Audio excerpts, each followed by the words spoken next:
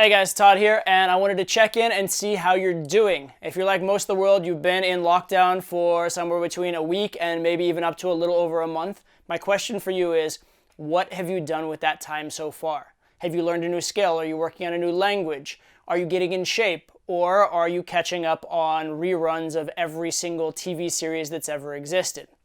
So you have a choice here. You have a choice. Are you going to be getting better or are you getting worse? And the point I want to make in this video is that it's really one or the other. You don't have a choice to stay the same. That's not how the world works, all right? You're either getting better or you're getting worse. You're either putting enough of the right sort of purpose and stress behind what you're doing to make progress and make improvements, or you are sliding backwards.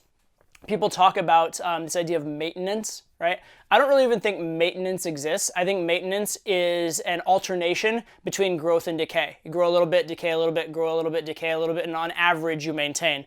But it's not really possible to maintain in anything, because in any moment when you're working on something, you're growing. In the moment where you're not working on it, you're decaying. Growth versus decay, growth versus atrophy. I really like that word atrophy. Atrophy, the idea of muscle breaking down because you haven't used it. If you don't use it, you lose it. And it actually reminds me a little bit of another idea, an idea from thermodynamics, which is the idea of entropy, right? And these are not the same thing. Atrophy and entropy are not the same thing. This is not a scientifically rigorous argument I'm about to make, but I do want to make this point, which is, what is entropy? Entropy is this idea, it's a law of thermodynamics, which is the idea that if you don't act on a system intentionally, it tends towards chaos, right? Atoms and molecules, they bump into each other, they make randomness. They don't make purposeful things, right? So there are plenty of random configurations of atoms, but the atoms coming together to make a shirt is not going to happen without intentional human intervention, without putting energy into it. Like a plant growing, that takes intentionality. That takes the genetic code of the plant, taking in sunlight, using this whole process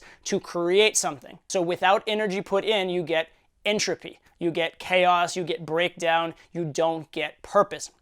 And it's really the same thing with personal growth. If you're not putting effort in towards something, you are backsliding and going away from it. And really what you have is essentially a curve. Below a certain point, you are atrophying. Below a certain point, you're not putting in enough to grow or even, quote unquote, maintain, right? You're not putting enough effort to grow.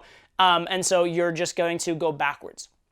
Then if you put in enough effort, then you're going to go up and up and up and up and up the curve. I'll do it from your side, up and up and up the curve, to the point that you reach a peak, the maximum possible effort that you can put in. And then if you overdo it, you actually start coming back down the other side, right? So there is kind of a proper amount of effort to put into something where you don't overwork yourself and break down on the other side, but you do put in the right amount of work. And even so this is very easily illustrated for physical things, right? So let's say you want to get good at running, right? If you don't go and run, you're not going to get good running. You're just going to get fatter, lazier, more out of shape. Your cardiovascular system's going to get weaker.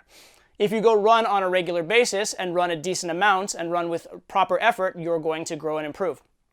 If you overdo it, if you try and do too much too fast, you go over your capacity, then you're going to do things like you're going to get injuries, you're going to get sick, you're going to get so mentally demotivated that you stop being consistent with your routine, and that's when you've overtrained, and that's when you're not going to get the proper results. So the key to getting better, what is it? It's training in that right zone and training with intelligence in that right zone. And I'm going to talk to you guys a lot more about that over the coming days, weeks, months, etc., because this is a big part of what I attribute my own success to. See, I was lucky in where I was born, who I grew up with. And I had a father who was also a very good coach. He was a coach of state championship teams in soccer, track, wrestling, chess, and cross country, I believe. So anyway, he was very good at coming up with systems to get improvement and to get people motivated, even potentially with young kids and high school kids and stuff like that. Kids that didn't necessarily always want to be there, right? How to get the best out of them systematically. And one big lesson he taught me was not to overtrain it. He liked to speak Spanish to me, so he said, "Poco a poco se va lejos," which means little by little you go a long way, and it's a Spanish idiom. And his whole thing was, people say no pain, no gain. He would always say no pain, all gain, right? Which is that what you're doing, it should be progressive, but it should not be painful because it has to be sustainable. The most important thing is sustainable growth. So I want to point out to you just one habit that he instilled in me as a child that I didn't want to do. I didn't like doing it, but it is one habit that to which I attribute a ton of the success I've had in life, and it illustrates the type of things that you need to do and the type of things you should do if you want to show great improvement. So the thing that he made me do as a child was this. During the summers in particular, summers and weekends, when I didn't have school, all the other kids in the neighborhood, they go out, hang out with their friends, go play with their friends. And obviously I could do that too, but I had a little stipulation, which was when I woke up, before I was allowed to go play with my friends, my dad would have these like stacks of books, and he would say you have to read a little bit from each one.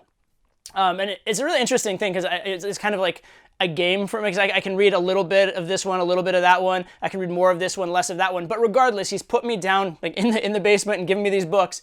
And so I have to stay there for a certain amount of time. I may as well read.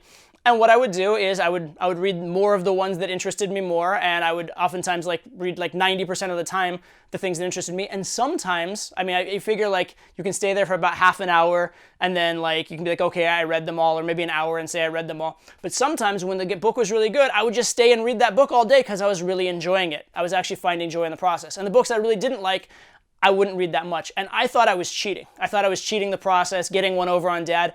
What I didn't realize is I was doing it perfectly.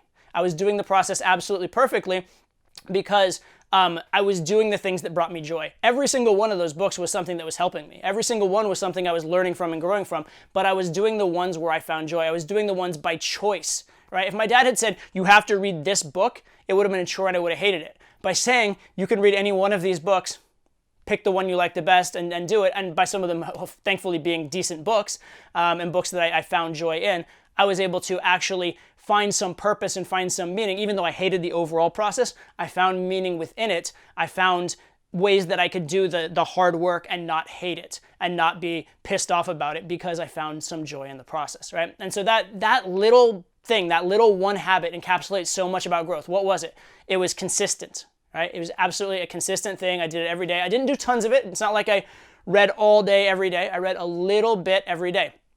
I did enough of, at least in a particular area, to be growing, to be, improving in that particular area. Now, if I had a bunch of different books and I barely read a couple of them, I was probably going backwards in those areas, but overall I was going forward, and in particular in the areas I was passionate about, in the areas I found joy, in the areas that really resonated with my personality, I was growing. I was doing enough to grow, but I was not overdoing it, and I was finding joy in the process such that it was sustainable and I could do it day after day after day without it being too much of a burden. And also, it wasn't an all-day thing. If my dad had been like, you have to do 6 hours, you can't play with your friends at all, I would have hated him. I would have hated the process.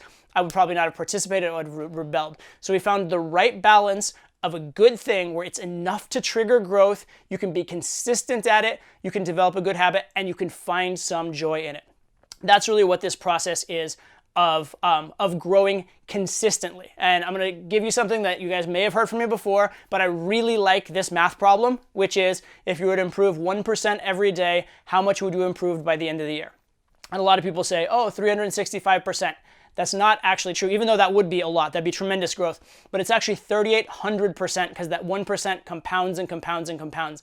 And that shows you the importance of consistency and making small little steps. So what I want to encourage you to do is find your habit. Find your little routine. Find something that is positive, that you can do a little bit every day, that's going to bring you joy, and that is going to get that growth. It has to be enough to trigger that growth, but it shouldn't be so much that it's overwhelming. It shouldn't be so much that it makes you angry and makes you want to quit, all right? And it should be something you can find some joy and some purpose in. So that's my challenge to you. Find that thing, all right? With that said, best of luck with the whole situation. Be safe, be smart. We'll talk soon, where I talk a lot more about success, achievement of goals, being a high value guy, all those kind of things. So stay tuned.